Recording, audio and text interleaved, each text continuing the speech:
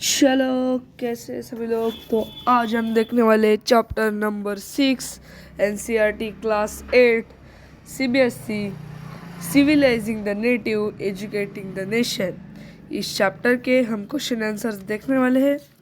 मैंने चैप्टर 5 के भी क्वेश्चन आंसर अपलोड कर दिए हैं। अगर आपको लेट्स डू भी चाहिए या अगर कोई दूसरा चैप्टर चाहिए तो आप मुझे बता सकते हैं।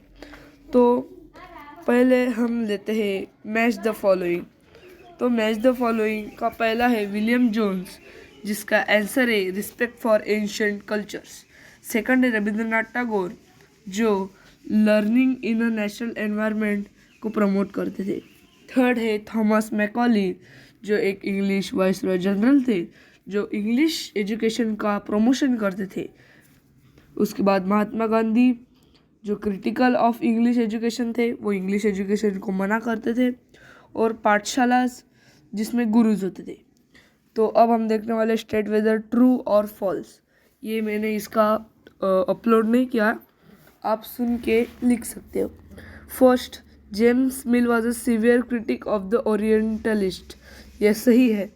1854 dispatch on education was in favor English being introduced as a medium of higher education in India. ये भी ट्रू है। Mahatma Gandhi thought that promotion of literacy was the most important aim of education. यह फॉल्स है। वह handicraft को भी promote करते थे। Rabindranath Tagore felt that children ought to be subjected to strict discipline. यह फॉल्स है। वह नेशनल लर्निंग को प्रमोट करते थे, बल्कि ब्रिटिश 45 मिनट्स का एक लेक्चर ऐसा प्रमोट करते थे। तो अब लेट्स डिस्कस के तरफ बढ़ते हैं। हमारा third question, why did William Jones feel the need of study Indian history, philosophy and law. तो इसका आंसर है, आप देख सकते हैं, he had deep respect of Indian ancient culture. और उसके बाद according to William Jones, to understand India, it was necessary to understand the sacred texts produced in the past. Jones believed that British should also learn from Indian culture. ये अच्छा लड़का था, orientalist पे इसका भरोसा था। वह कहता था कि हमने इंडियन एंशिएंट कल्चर का रिस्पेक्ट करना चाहिए। और वो कहता था, सेकंड पॉइंट में कह रहा है कि हमने इंडिया की जो संस्कृत, पारसी या बाकी के भाषाओं में जो लिखी हुई टेक्स्ट है, बुक है, वो हमने पढ़नी चाहिए। तो इस क्वेश्चन में उसने यही हमें बताया है। तो ये क्वेश्चन इम्पॉर्टेंट है। और उसके बाद हम लेते हैं fourth question, why did James Mill and Thomas Macaulay think that European education was essential in India. तो इसका आंसर है, they considered that Indian education was not practical according to them. Indians were not civilized. European education could make them civilized. तो इनका कहना था कि Indian education practical नहीं है, वो बस थ्योरेटिकल है। मतलब तुम्हें बस पढ़ाया जाएगा, प्रैक्टिकल नहीं कराया जाएगा। उसके बाद according to them Indians were not civilise. वो कहते थे कि इंडियंस लोग अभी भी आदिवासी जैसे रहते हैं, वो सिविलाइज नहीं थे, मतलब वो सभ्य नहीं थे। और वो कहते थे कि यूरोपियन एजुकेशन उन्हें सिविलाइज बनेगा। देखो कितने बड़े बदमाश थे ये।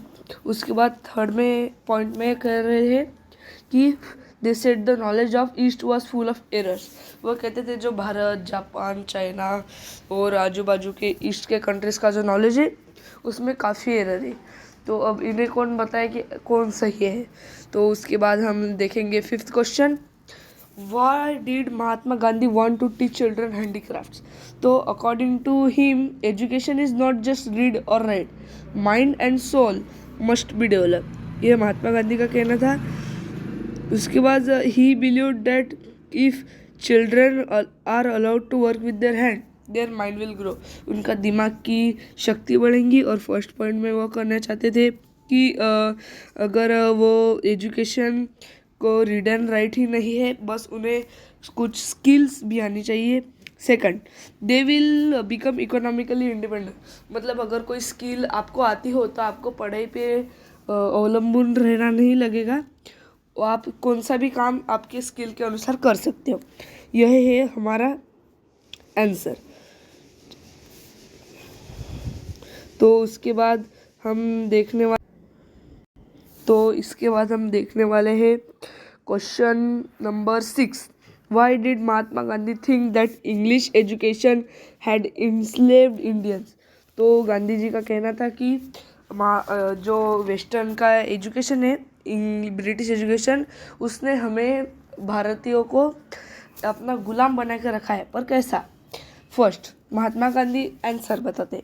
महात्मा Gandhi thought because of such reasons. First, many Indians started believing that English education was better than Indian education. ये कहना चाहते थे भारतीय लोग कि जो ब्रिटिश लोगों का एजुकेशन है वह भारतीय एजुकेशन से अच्छा है, ऐसा कहना चाहते थे। वो तो गलत ही थे, पर हम कैसे क्या बताएं उन्हें। Second, Indian studying in this institution started admiring British rule. British लोग हम पे राज करते थे, हमको गुलाम बना के रखते थे। पर जो लोग जो इन इंग्लिश इंस्टीट्यूशन में पढ़ाई करते थे वो यह सोचते थे कि अच्छा हुआ कि ब्रिटिश हम पे गुलामी करने आए। Third, they started forgetting Indian culture. उन्होंने खुद की संस्कृति, भारतीय संस्कृति को भुलाना चालू कर दिया, वो उनको याद नहीं रखते थे। तो ये हमारे 6 क्वेश्चन आंसर्स हो चुके हैं। अगर आपको लेट्स डू के क्वेश्चन आंसर चाहिए तो सब्सक्राइब करके कमेंट करो। आपके सब्सक्राइब से मुझे भरोसा मिलता है। और अगर आपको कोई अदर चैप्टर के नोट्स या क्वेश्चन आंसर चाहिए हो तो कमेंट में बता दीजिए। लाइक और सब्सक्राइब जरूर कर दीजिए और कमेंट में आपको वीडियो अच्छा लगा कि नहीं वह भी बता दीजिए। Thank you.